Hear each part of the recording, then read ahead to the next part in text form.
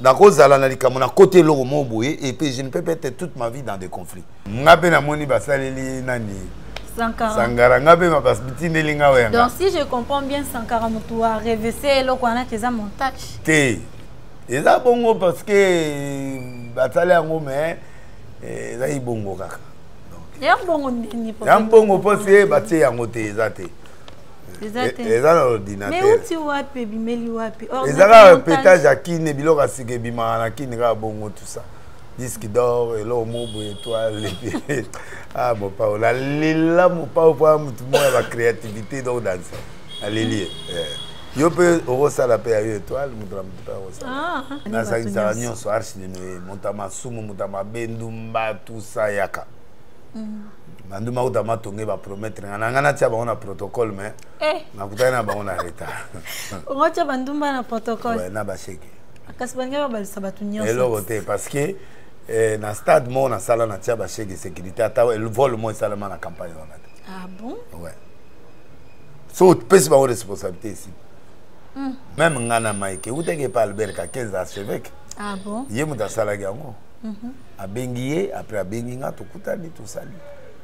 Batubi balé bako vivre pe wa orgueil mais mutu mo awo sala masire mo ga bimipe asala biso nete basalagi na entre Mobutu na yena Kabila pe na bateau tenika donc c'est ça la réconciliation est vrai bon mettez mana bango de koloba mais nga est vrai j'ai même demandé pardon aussi à tous mes collègues pour la blessure ta mususu maloba na loba ils a trop dur j'ai demandé pardon à tout le monde donc c'est pour dire que c'est comme ça. Oh bon, nakutana chinois mon en Londres à chinois. Deni non oh.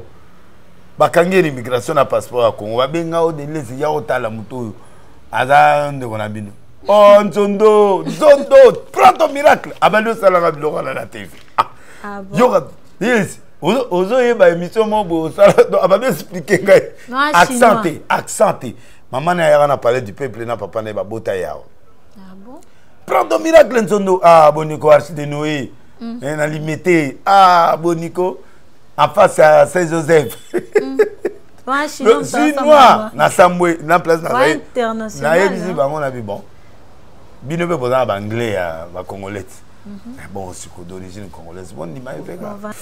Dans Bandumba ba protocole. Bah ouais. Ba pe batu. Bah ya pe ba série. Ba banyos boya bo killa tse ba on dit la mususu. Ba boss boya. Raba yamba ba espion akoyate. Akoy sape bango te ti ayi ko bala général Salmon. Babota Boaz Obed Isaï ti baboti David. Donc moi c'est Nazaï moi c'est Ndumba. Non, par rapport à non, c'était par rapport à analyse dans la salle.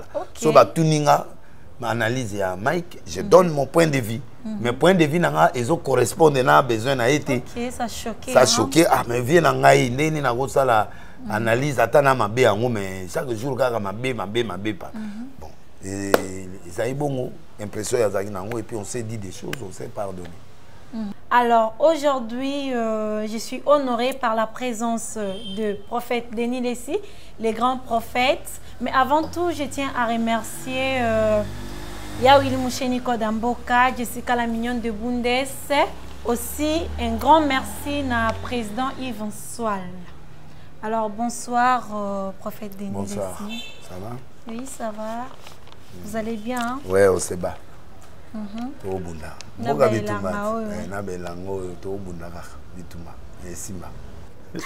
continuons, hein, c'est l'ambiance de la plateau. Tout le monde a qui Kofi Olomide dans Hollywood. Kofi Olomide dans Hollywood, voilà étoile, donc voilà. Bon, en fait, Kofi. C'est vrai ou faux? Bon, ngabe basala étoile. Elle est compliqué, mais. Mais on a linga quadra ezake alinga pe actualité pour mère oyebi ke ikomeka wenge Moïse Mbie Maïkala Maïkamai Delilesi oh Zahadi oh boy mais Kofi peut faire la réelle histoire batinele pe étoile là ya Hollywood mais Amerita ka pe yango pe ozango ngape na moni basaleli nani Sangara ngabe ma basbitine linga wenga. Donc si je comprends bien Sankara mutu a revêté loko wana keza montage. Te. Eza bongo parce que batale yango mais ezali bongo kaka. Ya bongo nini prophète? Ya bongo posi batie yango te ezate. Eza na ordinateur. Mais uti wapi bimeli wapi? Ezala pétage à kine biloko asike bima na kine ka bongo tout ça. Disque d'or et l'eau mobo étoile ah mon pa la lila mon pa pour tout monde la créativité dans danse. Allez yo peut au ça la paix étoile mon drame pas ça. Ah nga pour faire ça. Tout monde na Hollywood wala saleli en mo imo. Da ba ça baza kuna na Hollywood. Bazali ba mzupe ba les États-Unis ba mzupe kaka wa saleli étoile. Ah bon? Un ordinateur. Ah, c'est que ça est le moins bien quoi. Pour ça là hein. Voilà c'est go ba création. Mais ba bien ça diabolique. Ah, tika yo la da ba pasteur wan. Elo nyose lo mutsu ezana ngo je, lo mutsu ezana ngo bongo, elo mutsu ezana ngo normal. Et comme lo nyose comme démoniaque te. Ya bongo te. Prophète wana na ndimi était mama lobi. Prophète ouais. Oh ya lobi manga mone ya prophète. Pasteur. Prophète ngefa. Non, na ndimi yango te lokana. Ya normal. Pour ezana ngo vous. Ya ngo lo mo ezisala te donc ya na ngo. Mais est-ce que vous posez là parmi ba ça nzambe oh ba mona ka kindoki partout? Non, j'ai étudié ça mais je ne vois pas la sorcellerie partout. Net la sorcellerie ta. Et elle on souffre carburé silibiso soko côté on anzela na minute. Bateau ba tchaka ba 2 litres et puis si ba on les sort qui sont sali plein en voiture ko sala 1 mois 2 semaines au tambour. Et puis si ba tumaye les suka au ça ba plein. Mamboko ba kasine lo no moko. Bon ma pompe. Il y a des choses où il faut soigner. Maman ozoki pota kende basala meskero klom ba beto antitétanique. Oh Jésus-Christ liboko ko vimba ti bakatio liboko. Vous comprenez? Oh ça rapport sur cela mobali au Seigneur l'accent ndenga au salati. Ba pesa au cours, ba pesa sur leçon, qu'est-ce qu'il faut faire, qu'est-ce qu'il faut faire, moi batou bazana mon expérience OK ko bundana. Zato Jésus apprend moi à faire te. Oh tinda Jésus na babilo umsute. On nous a moi si le au Seigneur cet esprit tout en motema Joséphine tant on a okuta nae a mdi mama mo otinda Saint-Esprit avec le tuer l'autorité aux impoli donc il y a bilo muzuzu ezalaka il faut yo moko sala courage ils ont senga courage bilo muzuzu senga soin bilo musu faut mon docteur bilo muzuzu senga traitement bilo muzuzu senga médecin de senga bala chocolate dans la bière deux bana poto deux baza awa soki na salle loko il faut pas passer un conseil il faut pas passer ba couleur comment marier les couleurs eza makamba classe T eza makamba formation ongo pona moi c'est ko bala eza mamunyo soka nzambe te mamususu il faut ko sala ba choix et il y a place en nzambe eza place pe be fort na biso eza voilà. Mais pourquoi ceux qui par exemple moi bien ngaiba alba ah nzambe sunganga bakanganga te ba okangaye so bakangi te zaka sor kaka ya na ngoka bongo mais nzamba ko répondre na prière wana te yana te ndumba zo bimana mobali au Seigneur na zo sida tete ozwa. Ah bon? Non a protéger au nez pour eloko na ya linga monte. Ça tient préservatif, c'est tout. Pour éviter aux émis, pour éviter aux microbes transmissibles au sida. Au Sumoki, au Seigneur pardon, mais on se protéger. Pour aux ango.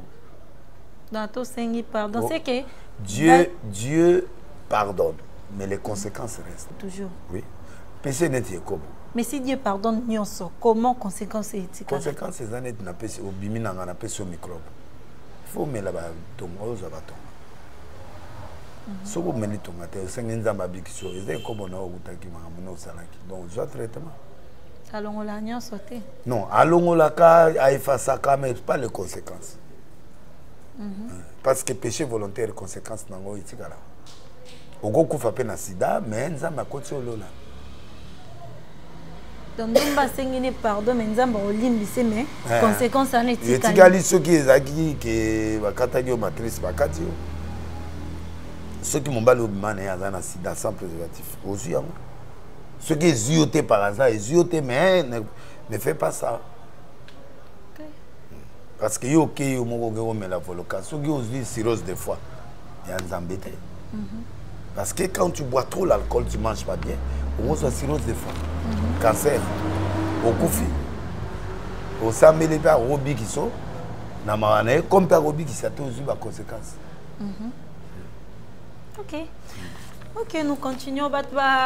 Comment qui trop, les prophètes aux hommes na sous-souté, babi que prophète mando sengi pardon. C'est comme si au Kitty, c'est comme si au Kitty, c'est comme si on se sentait qui culpabilisé, on sengi pardon que au exagérer qui et tout et tout. Non non. Donc ce que pardon non est pas mal que ça pour na nini parce que na be mission ils en asima, on le voit que basenga kaka nzambe pardon. Non, la réconciliation. La réconciliation, chercher la paix avec tous sans laquelle personne ne verra Dieu. Tant que namoni Moïse azolela, la bitumana, na la kotaki. Ta bituma po papa na ya tikela henga okumba. Alors namona ike komba oya zago livrer na mama ike na ba komba mususwana na trouvaki ke explication na zwa na mona ki yango ke eza vraiment bato na ba abiete. Et na kota bitumana makasi. Kotaki yango na ndenga jeté. Mais et ça dit que na ke na ba profondeur na yo kapé ba sens mususu na komo mona ke bilo mususu eza créé mususu eza créé mamo ilo mami na majabu na mona eza créé entre couple royo ngoma Afrika lelo changer combo te ya ngoma Afrika eza majabu ta mais majabu comme ngoma Afrika pesa ki ngoma Afrika ezali institution mo ya musique ba tintin ba milou bazali mais wana zgo na zolo ba tiko clair sur certains faits. Alors, dans la prière, dans les Zambé, on a trouvé que Dieu m'a dit que je vis un poisson blanc qui a fait la continuité dans l'eau. Mais donc la blancheur, c'est déjà la chose est bonne. La vision, elle est bonne, mais les gens qui sortent, qui traitent la vision, et c'est là où j'ai dit qu'il n'y a pas de fétichisme. Parce que qui se la conséquence, on a vu des faits. Oui, ce sont ces poissons-là. Rouge, mais le gros poisson qui est la vision a chuté, il n'est pas mort, il a continué le chemin. C'est-à-dire la vision est bonne. Mais les gens qui ont entouré la vision ont des défauts. Qui sont ces gens-là? Et ça couple Madjabou, parce que moi j'ai prié pour ça. Couple Madjabou, Pasteur Roy, Myriam.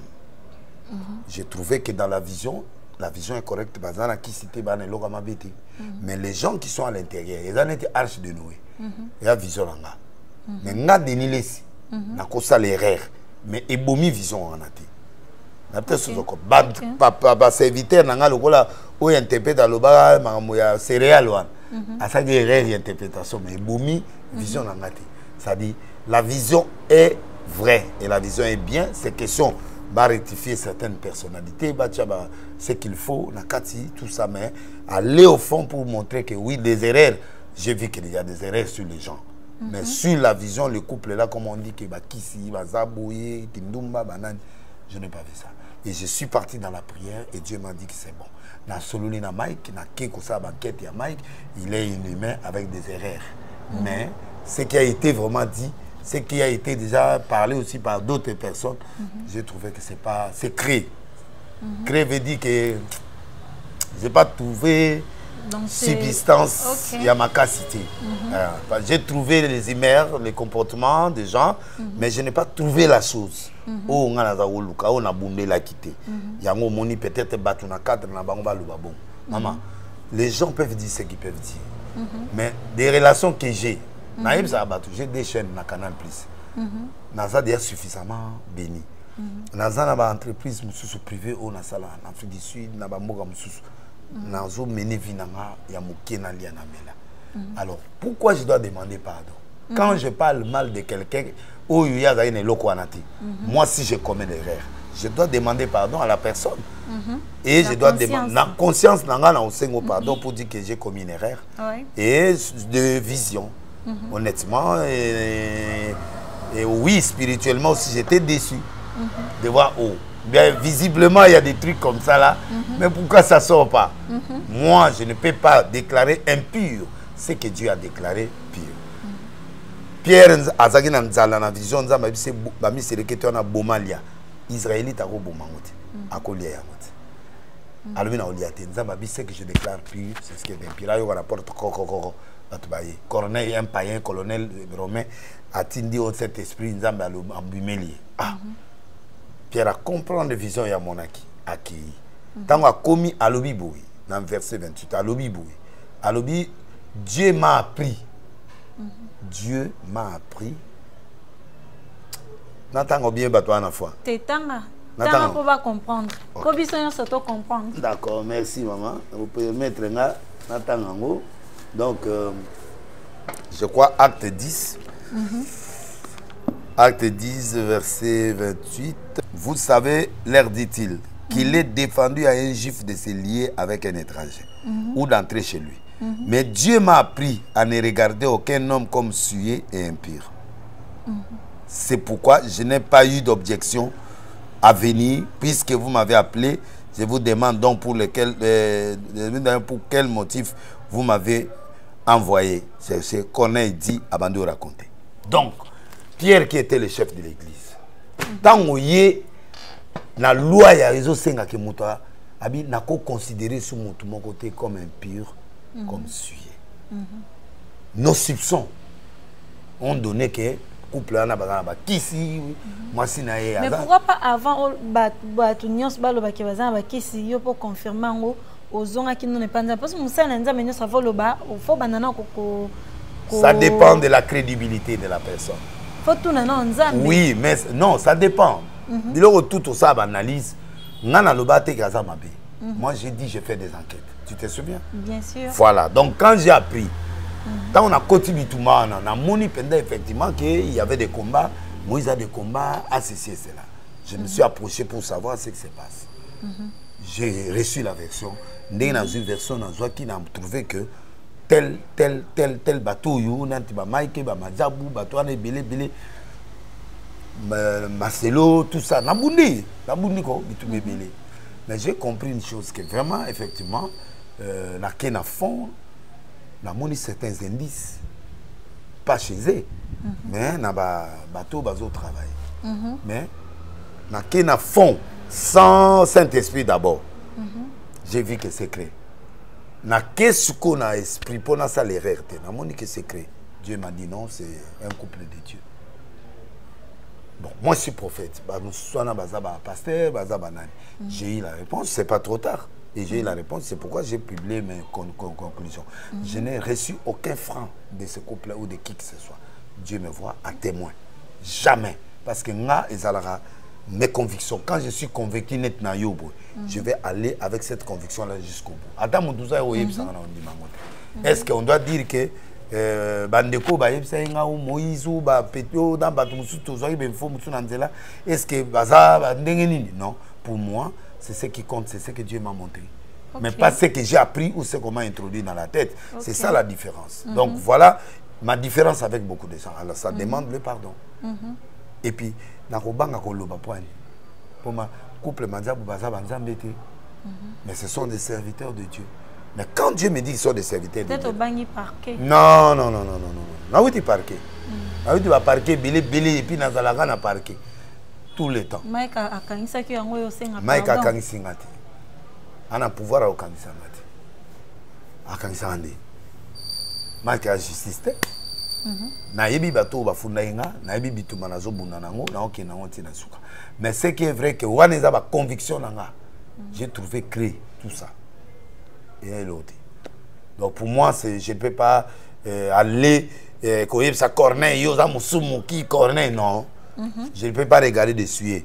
Nani sage mongo na Maël, sage mongo na Bible, na acte je crois 5 aussi. Alobaki boy. Alobaki, ce groupe de gens, si ça vient de Dieu, cette entreprise mourra. Mais cette entreprise est dans Zambie.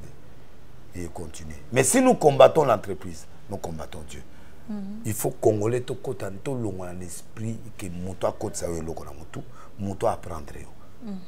Même il y a posé la babute na ngana makamusu. Ouais, bien sûr. Mais les autres sololi quand même n'a senti quand même au fond moi mis sur le point spirituel. Parce que j'étais prouvé de quoi je suis capable que dans ma honnêteté que je peux prophétiser sans quoi avant ton émission. Donc toi-même maintenant dans le cœur tu prophète tous au canceler ma vie mais mutango quand même aloba makamunai ils ajustent. Donc ça m'édifie, ça t'édifie. Est-ce que toi maintenant c'est que les gens t'avaient dit tu vois ou c'est que tu entendais des gens quand tu m'as vu parler avec toi aujourd'hui sur les spirituels tu as compris qu'il y a des gens qui t'ont déjà dit des choses et que ça c'est vrai Et tu as compris aussi que ce que je disais est vrai. Réel. Donc, c'est comme ça et réel. Donc, c'est comme ça aussi avec moi. Na kozala na likambo na côté loro mo boye et puis je ne peux pas être toute ma vie dans des conflits. Na côté loro mo boye na yoki ba singa ke mutu boyaza boye et loro boyaza boye. Tu vois, après mes vies, je fais confiance à la personne. Tu vois, et quand je fais confiance en toi directement, j'explose. En explosant, j'ai fait aussi mes enquêtes. Et en voyant les enquêtes que j'ai fait, j'ai trouvé secret. Na kota siko na bonzambe. Na kebe na bonzambe na trouvé que c'est secret. Je dois publier mes conclusions que j'ai présentées aussi les esquisses. Mais on a Mike tout ça là qui est pas qu'à 15 ans, on est à réconciliation. Et il y a eu des choses où il y a le bail n'a reproché on s'est réconcilié. Un problème. Oui. On s'attendait pas bien. Oui. C'était par rapport à...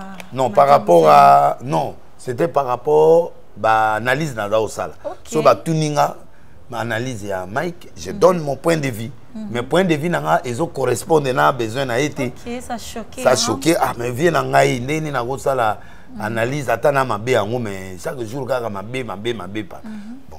Et ça a eu bon impression, et puis on s'est dit des choses, on s'est pardonné.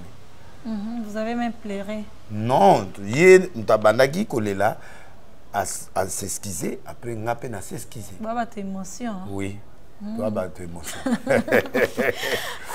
Tu as émotion, mais dès que se réconcilier, bon, et déranger la relation, on a Péniel. Non, c'était avec Péniel, j'ai parlé avec Péniel hier. Tout va bien. Aïe, vous doutez que la île bossa maï. Dans on a bengi, boni, bien tout ça, bon, a boyagi na yamba. Après na yo yamba, to solo lit très bien, et puis na ipsi to benga na puis. Péniel c'est ma fille. Ba pe na problème na Mike te. Exactement. Bango la relation papa bana. Donc même Péniel là sa vie naé, Mike pas sa vie naé, bazo obligé faut ba composer pour na bana pour baza la garde maintenant partager. Et puis garde en oiseau ya. Donc Mike peut garder bana, maman ne peut soit pour ça bana. Net si vous m'avez gardé bana sur les allées Péniel. OK. Donc ensemble ba on balé ensemble ba yokani bongo. To gondi ma ba on bazala na reçoit na l'air on se peut bana on attend ba okola ba on mona te que maman na bango ata ba kabona papa na ye mais quand même harmonie faut ezala. Et moi je suis là pour faire cette harmonie. OK. Et puis les lois européens ont la pété, tout batika na ba problème. Un jour Nzamba Sungapé, Moïse Asolola un jour na Mike. Mike pardon Basola na Moïse. Parce que s'il y a un problème, bon pour na Moïse pour me até mais Masolola bazon ande bazalaki et Madja Brasola pe na Moïse Marcelo pe Asola na Moïse, Matou Baké et comme ba audio et comme ba blog et belé. Donc c'est pour dire tout simplement que chaque chose a son temps, laissons le temps au temps. Aujourd'hui, moi, j'ai fait avec Mike. Demain aussi, il y aura le tour de chacun. Bon, on ne peut pas obliger directement que les choses se fassent, mais c'est comme ça que les choses vont aller. Moi, mon problème est que je n'ai pas voulu rester sur cette vision-là que Mike est mauvais ou Madjabo est mauvais. Non, j'ai voulu moi-même aller tester et aller dans le fond et j'ai trouvé que c'est bon. Si les gens ne sont pas avec moi, d'accord, c'est pas un problème. Mais ce qui est fait, c'est moi, je dois me sentir libre dans ma spiritualité et je suis libre de sentir. Maintenant, je me sens soulagé.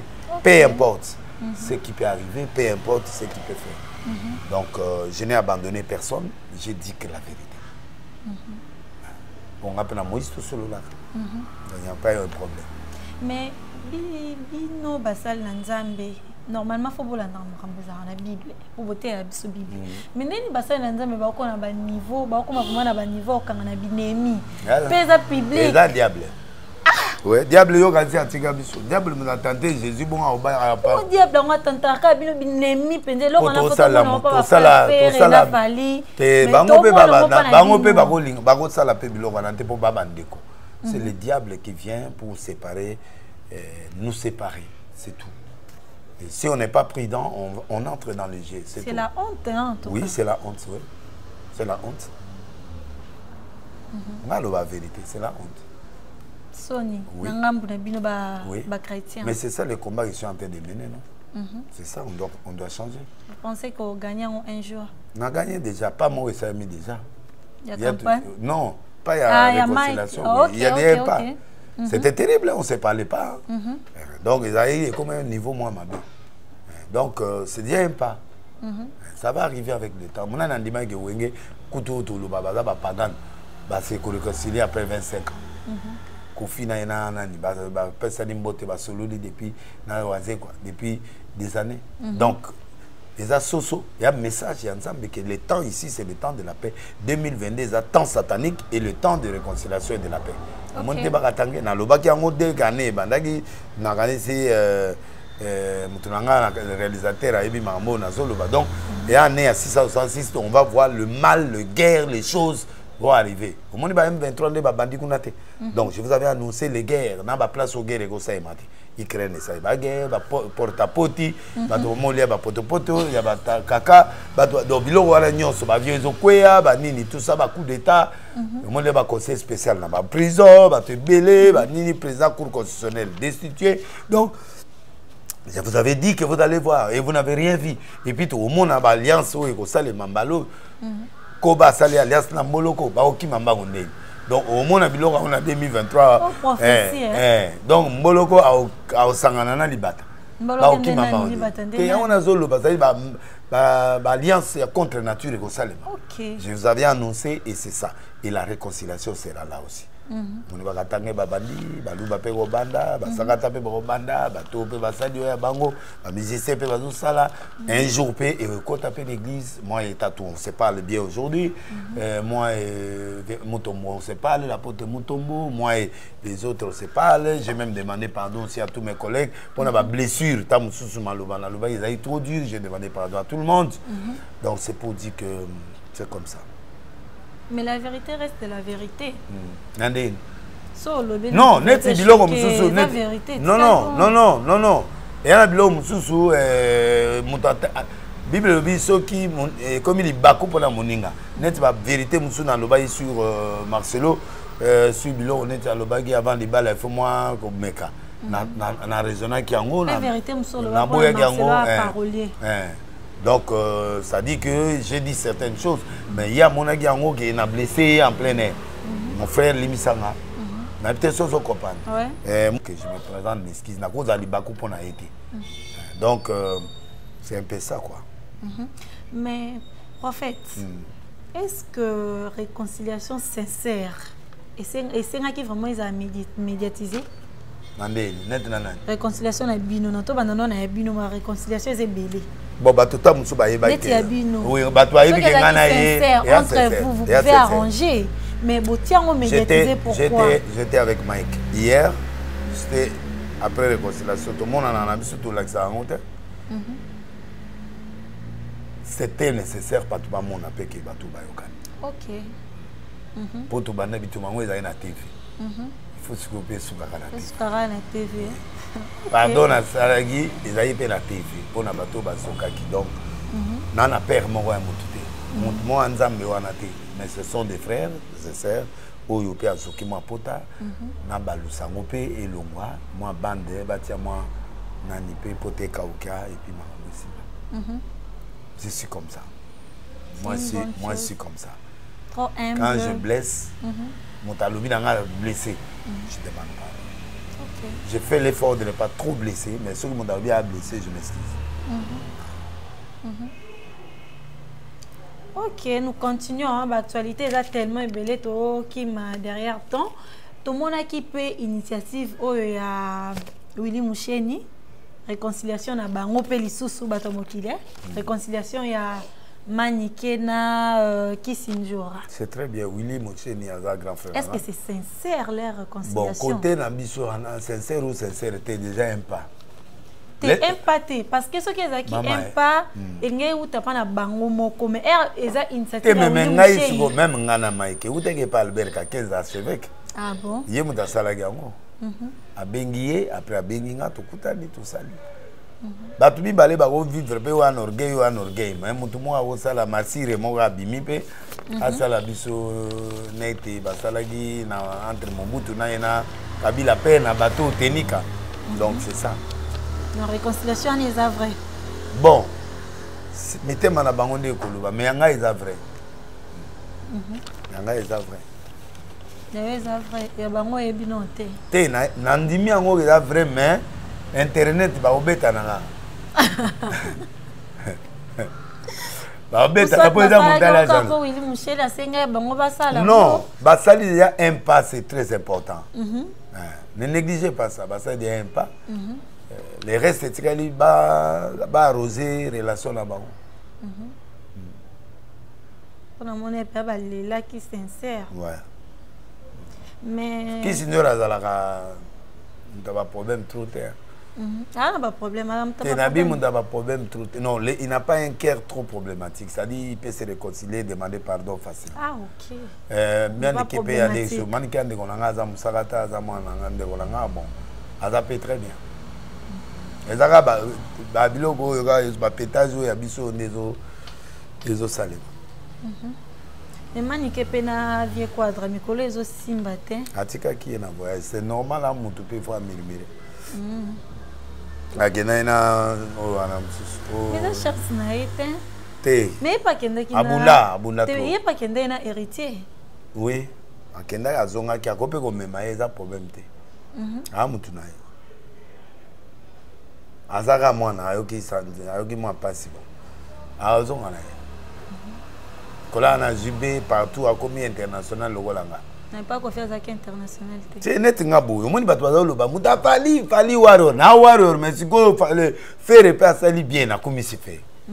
Moni banani pe ba ba bezima to kutani na makaus to ya mani to sepeli to sololi, tu vois. Kala il est possible pour bato mona oh ça il peut pas. Mais ba comprendre ce qu'il peut pas petit na ya boala ba udi moga moko bana mitenge moko bana miniki moko bazana umvimvile bazana biloko na bango ensemble. Yangwana biloko tsikoyo ezo sala to liaka mpose ensemble to kena to widi côté moko. To abo moko kongo mame wana piti andako yani ti mwana nga na boti na ndako na ngai premier fana na ngai. Après faire repair à moi na arche. Maman na to banane arche. Donc na boostaki lelo na yoki biloko. Ba trappe ba nini pour parata bamba donc faire asenga bien ane donc tu vois donc c'est comme ça héritier pe na komisaye donc doit tout terrain c'est qu'à réali tout comme ça la fan de la bonne musique voilà mais il faut pas aller nanga on dit matin que na moi sentiment envers oui parce que petit nanga mwana boala et puis ngata mazo bimanga na zaina yi na soutenanga yi asola rapé bien simba ngape bien kipa ngape bien na lia ba dim nanga tranquille fait répéter on est en prison tinda ngape mbongo. Ah bon Kofi patina ba mbongo ebele na prison donc c'est ça c'est comme ça ce que ba musicien ba milier azua so kumisi muto ya tizua mais ce que ba yebi ce que nga na international mais na grand frère Fali. Grand frère Fali Bwabande ko. Oh, tout dit côté mon vote. Yana de bien alingete. Ne alingete o nani o ya nani. De grand frère na tout dit côté mon. O yeb ça na soutenir été ça ma bête. Ba koko ba obeta nga. Te yaya osamusa kitoko nandi mayana ngate alingete. Ayaya, tout dit côté moko alongoli biso soni. Nandi mayete. Ngobila ndeko nanga nandi maete Yesu aina 12 apôtres 10 galiléens atia 10 galiléens ba ndekone propre soki oza na qualité oza musala mérite oza na mérite atato école moko tu peux travailler et loko ezalaka so otie muta o mérité te fallait azo yema bien te fallait azo kataloka te bien te fallait azo tia ba mora wana ezo simba te ba un coup eza mabe ba nzembo zo ka bendako ba chef David ndenge pe petit na faire pe abeti biloko net ya bopera wana abeti ba nani eloko na wana c'est tu as senti le nuance dans les mots. OK. Comment on dit ngana baka la nuance dans les mots. Eloko wana za mabe abeti chef d'œuvre. Ce que abeti pe ba anglais abeti biloko ebele petit na courage na ndimio wata pe abeti kana yemoko. Mungonga bandeke donc so abete ozo kaneti ba nuance na kata nzoto petit na pe amakasi donc moi je veux que les gens comprennent que nzamba zo sala il faut croire à ça. OK on se comprend donc il faut qu'on dima alors à quel pototé moi quand des juillet tant à quel pototé moi quand des juillet c'est normal azonga na pas Kofi azonga na donc problème mon rezate yo to bangela te no banga te mais talara vieux quadra te vieux quadra père il y a père des nations est-ce que il faut bundisa père des nations no ba l'été ta Jeff date l'été ta père ya ba Congo ba mi ba riche à Congo ba sepelisa la population na ba don ba nini Jeff date l'été ta na kati Osomona ese mutande ngana toko classer ndenge mona bato aboyite toko classer na bakabila toko classer na ba grand leader toko classer na ba bato minene osomona bato lokola ba beda sur ese toko ndima yete na bola mazo sala osomona ngaku na olinga un jour comme député national comme ata gouverneur un jour mais amundi bo comme te ate akabotama na Congo. Oh, biso atozana droit de sol te. Te abotami na Congo asia koma congolais. Yo ta la passeport na été à congolais. Ah bon? Nakuta na chinois mon en Londres à chinois. Deni na oh. Bakangi l'immigration na passeport à Congo. Ba benga o deni ya otala muto. Aza ndeko na bino. Oh Nzondo, prends ton miracle. Abalo salanga biloko na la TV. Ah bon? Yo yes. Ozo yeba émission mo bo sala abado expliquer ngai accenté maman na yaka na parler du peuple na papa na ba bota yao. Ah bon? Prends ton miracle Nzondo Boniko Archi de Noé na limité Boniko en face à Saint-Joseph chinois na Sambwe na place na international na yebisi bango na bi bon bino be boza ba anglais ya ba congolais. Bon, c'est d'origine congolaise. Bon, il m'a fait quoi? Vendôme père congolais. T'es Vendôme, t'es. Vendôme, on va les pétages, péter à ma métisse à Congo. Mais congolais pas Botama. T'es à Botama. Il y a mon gars à lobby na TV à Botama na Belgique. Ayande go ya à Botama à cause. Mais ce qu'on a ni Prince Babia, oui bien, moi na ya maniqué. Ouais. Yepé na monya lancé a commis na best of the best. Faut te soutenir moi na biso. Mais ce ko banda papa na écoute banda ko yemba donc azam ma talent papa na ye. Mais banda zo bima tipo. Bima ngamo no simba e mikolo. Na bimisa ye. Moi ni fois zo mitenge na miniki azwa ba biloko nyonso awa ina azwa ba on vimvele biloko tu fais côté na nzoto. Amona musakata. Sukelo nyezo zanga vraiment. Kasi abotami ba fufu ba frite ya ville. Il faut aller à ce que pas ma père, bah non on a une étude bisobo. Tiens le boko et puis abeta tour atana semendo abeta tour atana bokoro abeta na kutu. Un couteau côté na bisokuna ya fa que notala mboka atambola na makolo boy azimwa vers ensamba tout ça zongi azubiloko mboka kisite mais mabele pesi ba fois ba miniki ba vivre ba ino. Mais basingana luke toi ne zara qui cité. Te singate ba kisi anyati ka makolo. Mais coutume mais la sorcellerie. Te il y a des coutumes juives, la coutume aux ali constructive na to bala ka za coutume te. Tant de futa masanga libala wana oza passer oya ngana ofuta te. Okufuta.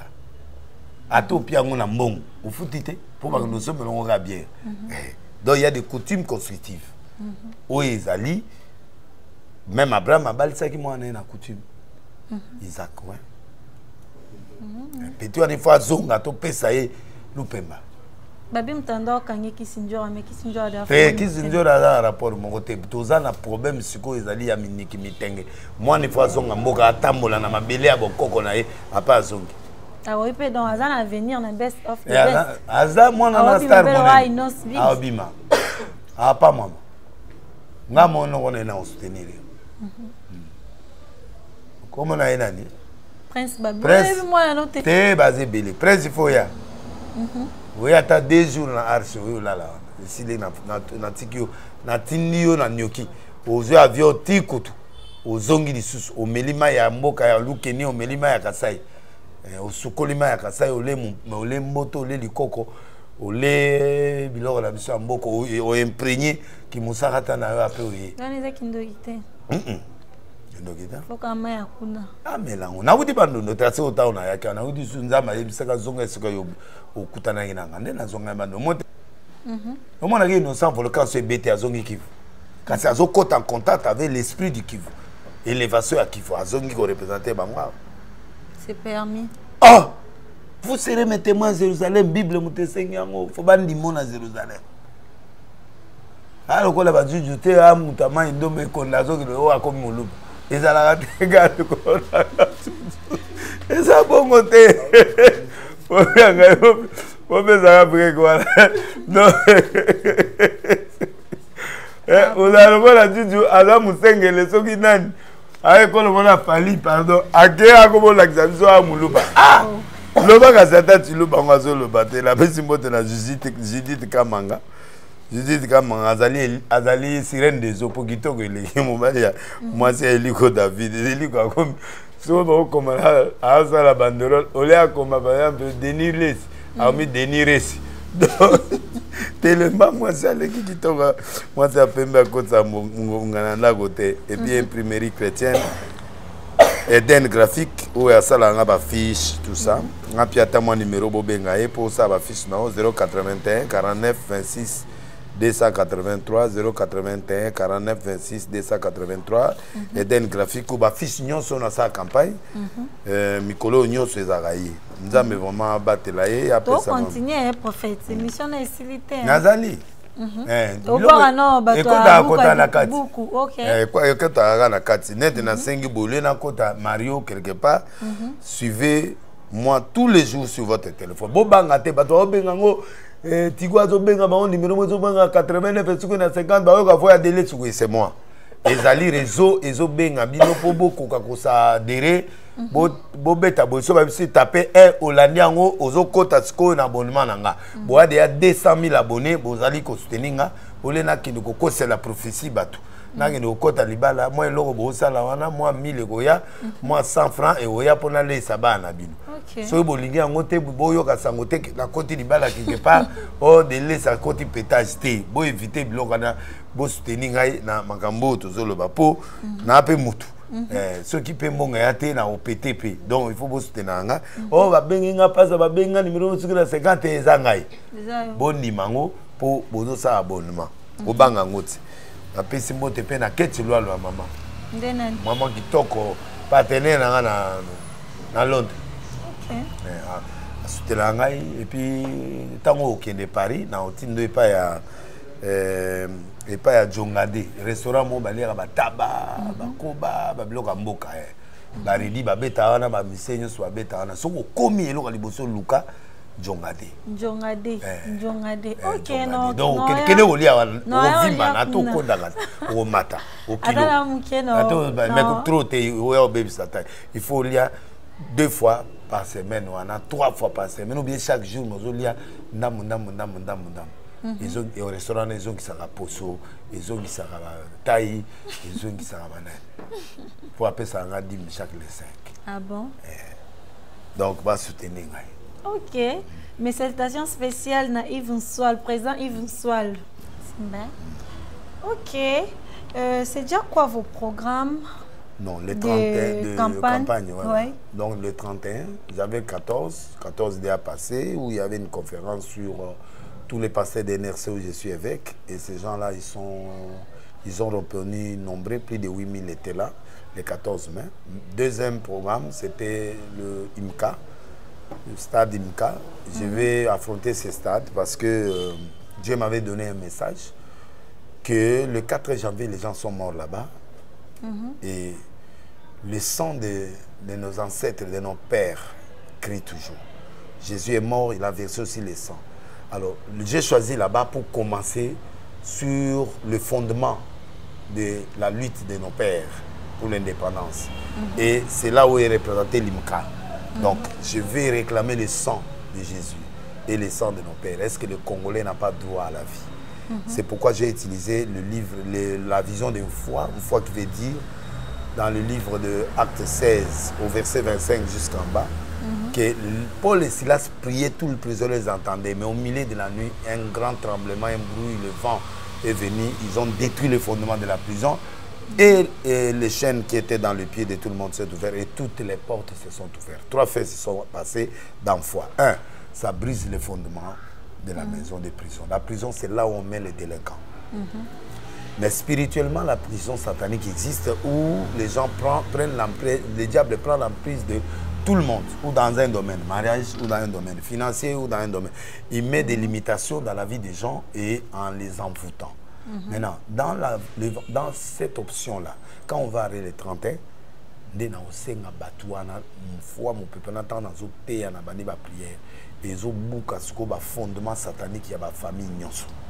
Deuxièmement, ils ont la chaîne, c'est-à-dire là où on t'avait limité, ça s'ouvre. Et troisièmement, les portes, toutes les portes seront ouvertes. Quand quelqu'un est libre, les fondements sont tombés, les chaînes sont parties, les portes sont ouvertes, il n'a qu'à aller posséder et prendre ce que Dieu lui a prévu. Et beaucoup de gens ont des promesses, mais ne voient pas ça, parce qu'ils sont emprisonnés. Et c'est ça le vent d'une fois là, que je vais aller avec pendant le 31 mai, et j'ai opté le mardi, comme deuxième jour de la semaine. Mais pourquoi? Parce que beaucoup de gens, parce que le deuxième jour de la semaine, c'est un défi que je voulais lancer. Moi, j'aime le défi. Ah bon? Oui, c'est-à-dire j'aime faire les choses que les gens ne font pas. J'aime le sens cynique. Les dangers. Le danger, voilà. Parce que le mardi, c'est un jour ouvrable. Le week-end, les gens sont déjà dans l'idée que je vais aller me reposer, aller chercher Dieu quelque part. Les gens savent que vendredi, samedi, dimanche, on se marie, on va au voyage, on va... Mais moi, j'ai pris le risque mardi, le jour ouvrable, où les gens ne sont pas intéressés pour aller quelque part. Alors, je suis en train de casser ce jour-là pour montrer que Dieu est capable de rendre un jour mardi, un jour solennel. Donc, ça t'implique, jamais, jamais. En plus, c'est là. Jamais. Jamais. Nana nzamba solo et tonde et boukana.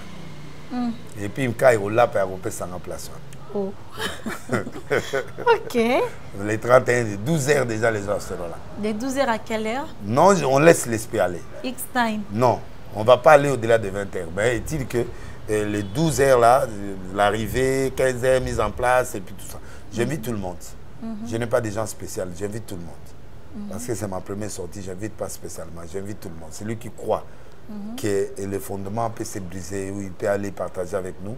Je sais que sur les pas de Jésus sera là, Arche de Noé sera là, toutes les églises, Man Caché sera là, et puis voilà. Et les Nercé sera là, et les alliés seront là, et toi qui me suis, sois là. L'essentiel aussi, si tu peux payer les tickets pour venir, sois là. Toi aussi, tu seras là pour faire les reportages. Je t'invite déjà. Bien sûr. Avec Mouvama. Étoile verte. Bah, il faut qu'il soit là. Avec caméra, bozo zwanga penda tinazo ya tinazo kende tinazo longwa tinazo kota sale ti. Si ba délivrance ti biloko tout après au conclure. Tinazo bimana au kende au conclure tinazo kitali sous au conclure. Documentaire quoi. Ouais. Des trucs comme ça. Ouais. Moi personnellement, je serai là. En tout cas, je vous invite tous. Boya bino bozanakin. Ce que vous foutez des billets, boyés, ça vraiment Braza, Baboya, Bataba Congo, Batabandundu, Katanga, Bafuti Tike Baye, Baya, Peter pe Baozalawana, Peter ya monde entier Baozalawana. Misonyoso. Ouais. Nakati. Ouais. Donc Ozaloza Mutamasumu, Ozaloza d'ailleurs pasteur à Sansani. Na Sansani so archi de Noé, Mutamasumu, Mutamabendumba tout ça yaka. Manduma utama tonge ba promettre ngana tia ba on a protocole mais nakutana ba on a retard. On tia bandumba na protocole. Ouais, na ba cheke. Akasibanga ba sabatu nyonso. Et l'autre parce que na stade mo na sala na tia ba cheke sécurité ata le vol mo sala na campagne on. Ah bon? Ouais. So tu peux pas avoir responsabilité ici. OK. Non bandumba ba protocole. Bah ouais. Ba pe batu. Bah ya bi ba série. Ba banyos boya bo kila tsaba on dila mususu ko ba boss boya. Raba yamba ba espion akoyate. Akoyisa pe bangote ti ayi ko bala général Salmon. Babota Boaz Obed Isaï ti baboti David. Donc moi si on a zaï moi c'est Ndumba. Alinga bango. Ngaba Ndumba makasi. Ba souffraka. Ba yoka malilité. Babanga mutute na buto to za soda et puis que bako chepe mbeli mais il y a compter sur break nae. Azo alar nae afole o esili o sali break nae o pese mbongo na ki ato za le onani. Esprit wala sikunga na linga pa banduma ya. Et puis général Soni a le biso bali nduma ya bien pour nduma ay ba dia o futa mai na kura. A débrader à vie moko. Mais libo ka pipe ici la soluta. Te ici là. C'est là. C'est là. Dans Nzambe maintenant là alors. Ata moke ko tikele ya osale la ngonde ye. Mutwana ya olinga. Asalo ba pétage kana mama.